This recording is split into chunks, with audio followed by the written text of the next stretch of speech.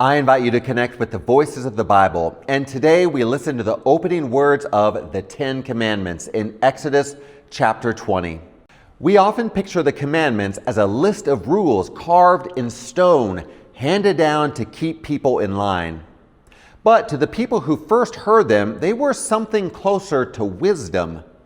You see, these are the words of a God who had just rescued a whole nation out of slavery in Egypt. Before God says a single "you shall" or "you shall not," God says, "I am the Lord your God who brought you out of Egypt, out of the house of slavery." Everything that follows rests on that rescue. The commandments are not the price of God's love. They are the shape of life for a people who are already loved and already free. The first 4 commandments are all about one relationship, the people and their God. You must have no other gods before me.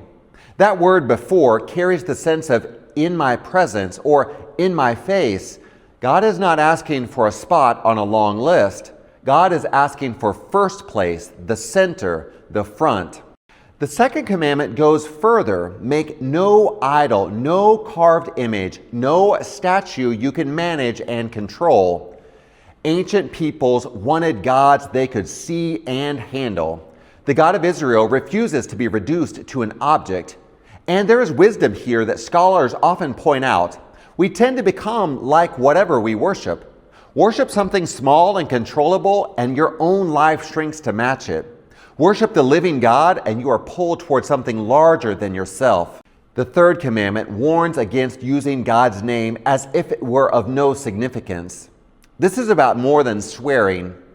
In the ancient world, to carry a name was to represent a household. To bear God's name carelessly, to claim God while living in a way that misrepresents God, empties the name of its weight.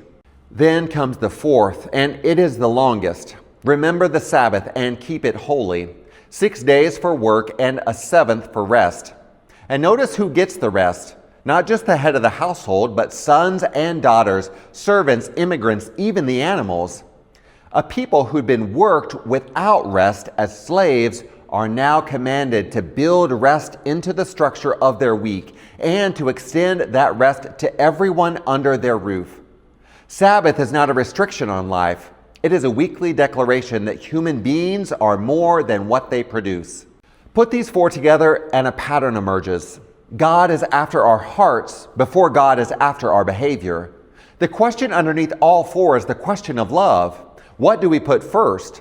What do we trust to give us life? What name do we carry? And do we trust God enough to stop and rest?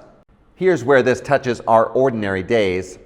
Most of us never decide to put something other than God at the center. It just happens. A good thing, a job, a relationship, an image of ourselves slowly grows until it is doing the work only God can do. And when a good thing carries the weight of God, it eventually buckles, and so do we. These ancient commandments invite us to notice what has quietly climbed in the first place and to gently put it back where it belongs. So as you sit with Exodus 20 this week, you might ask yourself a simple question. Where does my mind go when nothing is steering it? What do I reach for first when I am anxious or empty? That is usually a clue to what I am actually trusting. And the invitation of these old words is not shame, but freedom. To love the God who loved you first, to let everything else find its right place, and to discover that this is where the good life begins. That is the God these commandments reveal, a God worth loving most. Thanks for connecting with the voices of the Bible.